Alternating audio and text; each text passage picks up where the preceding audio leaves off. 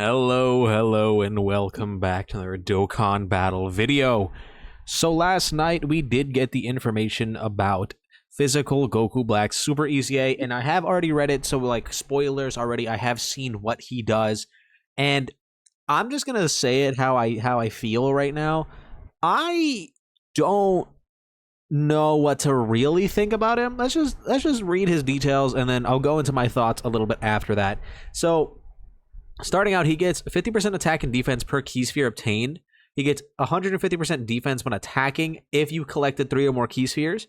He gets key plus 1 and attacking defense 30% with each attack received, up to key plus 5 and attacking defense 150%. So he needs to get hit 5 times to fully build that up. Randomly changes key spheres of a certain type to rainbow key spheres, plus an additional attack and defense 10% per key sphere obtained when there is a Goku's family category enemy, or when all allies attacking on the turn are super bosses. So that bumps him up to 60% attack and defense per key sphere obtained, while also creating rainbow orbs if you fulfill one of those 2 conditions. Which, I don't understand why every single unit besides Broly on the super bosses team has to be orb hungry. I just don't get it. But anyway, continuing on here, he gets 20% crit chance every time he receives 3 attacks in battle. He randomly changes key spheres of a certain type other than physical to physical key spheres when there's a superclass enemy. And he gives extreme class allies key plus 3 and defense plus 30%. So they did do what I wanted and make it so that they alleviated the fact that the global and JP versions of this character were different, because the JP one gave, or the global one gave support and the JP one didn't. It's just that I have so many opinions on this guy that I feel are really weird, and I just don't know what the thought process was. For starters, why does he not have any start of turn stats until he starts getting hit? I guess technically he does by his 30% defensive support, and then he doesn't really have any multiplicative buffs in his passive here besides the defense was 150% when attacking. Why doesn't he also get attack there? Because I feel like this guy isn't really going to hit that hard. Granted, if you have both of his orb changing conditions activated, realistically speaking, with changing things to physical and rainbow, he should, in theory, be able to get a decent amount of orbs. But the problem comes in with the fact that in order to do that, you need to be on either a Goku family, or fighting a Goku family enemy, or a super boss's team, a full super boss's team, while fighting a super class enemy. Right? I mean, we have the blue zone, right? So it's not that big of a deal anymore. But okay, so you've activated your conditions. He's now double orb changing, and you can get 60% attack and defense per orb, which is a lot, right? Realistically speaking, that is a ton. But now you're in a position where you're on the super bosses team, and how many characters need orbs? This guy, who wants a bunch of orbs because he has no starter turn stats until he gets hit 5 times, right? You also have the Broly trio, right? Broly, Trio, and Lemo. They need 7 orbs to be able to dodge and not literally die immediately. Physical Rose needs rainbow orbs to be able to do his additional attacks. Then you have Kefla, who wants 6 orbs every single turn in order to get her full passive up. I don't remember really if Topo needs orbs. Let me just check that real quick. Topo, do you require a certain amount of orbs so that you can do your things? I know he has something with a rainbow orb, right? He has a specific thing revolving around rainbow orbs. I believe it's exclusively, though, in his base form.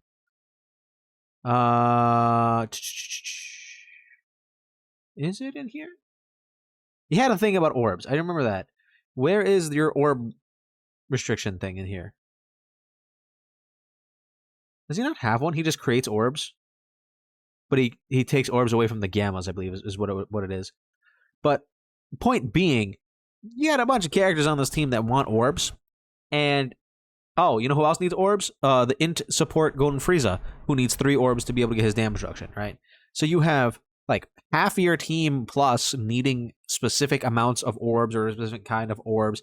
So you really run into this position where you have multiple different units fighting for the same kind of orbs while only having a couple orb changers here and there. And I just don't understand the point of that. it just doesn't make sense because you have what Rose in his transform state, this guy double orb changing, and then Topo, and that's pretty much it. If this team had like the equivalent of Mr. Boo, who was a double rainbow orb changer, like maybe then we'd be kind of in business here. But like you're in this position where who are you giving your orbs to?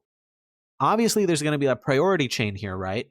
Because you got to think, the Broly trio, if you're running them, if they're not getting 7 orbs, they're literally worthless.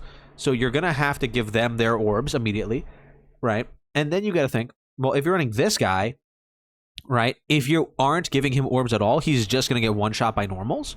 But if you do give him orbs, I believe Halvard here has the calcs on it a little bit, right? With 6 orbs fully built up, he's sitting comfortably around like the 1 million-ish range, right? So like he's gonna be fine, but you're gonna need to give him orbs in order for him to have decent levels of defense, right?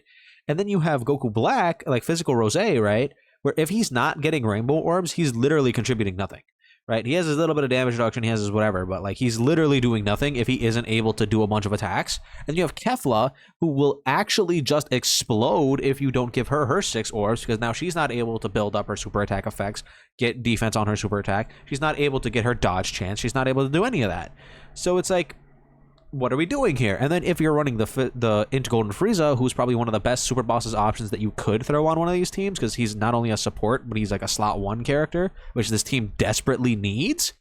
He's also a character that wants orbs. So you have this like massive checklist of units that you have to go through and be like, oh, well, I need to give you orbs, but I need to save some orbs for you on the next rotation and save some orbs for you on that turn when you come back. But if I come back and you're on that rotation, there's not enough orbs there, then I kind of screwed, right? It's like, it feels like this team wasn't really thought out. Like, it feels like when they were looking at the super bosses like category, they were like, oh yeah, let's just make them orb based and surely it'll be fine. But like now that we have so many units on this damn team that want orbs, it gets really, really cluttered. So I don't really know how to feel about this. Obviously, I don't know exactly what he's gonna look like in game. Because like a lot of these like calcs, right, that Halvar does and all this other stuff, it is very, very intuitive, because like they're not always going to be like entirely accurate to like how realistic it's going to be, right? So we're going to really need to see Goku Black in game before we're actually able to get a really concrete look on how he's performing. But with his links up and with if he manages to get a bunch of orbs, I can see him being okay. It's just he also runs the issue of being physical, and there are so many goddamn SDR bosses in this game right now. So it's just like he's in a really rough spot, like all in all. I think there's gonna be issues with him, and you're gonna run into them pretty frequently.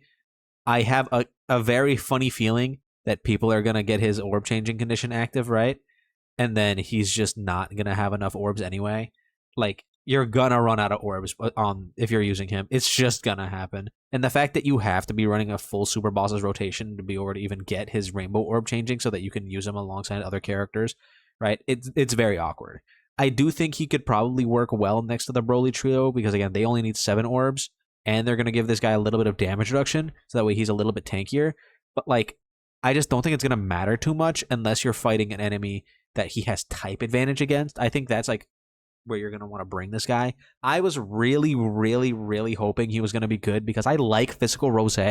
So like, I was really hoping this guy was not only gonna be like an orb battery for him, but also like a decent slot 1 unit from when you have Rose who's not in his domain, right? I was really like excited for that, because like the other Super EZAs are really, really well built, and it just feels like this guy got a little lost, right? I feel like he got the Zoro effect where he doesn't really know where he wants to be.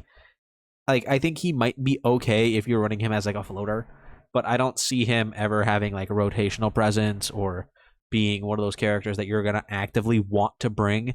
I do think that he'll probably be okay in like Battlefield maybe, but it's just one of those things. I just don't feel that great looking at this guy and his kit. It just doesn't like elicit the same reaction to me that when I saw Kid Buu given 70% offensive and defensive support. It's just not the same, right? I think he'll still be solid. I think he'll still be good.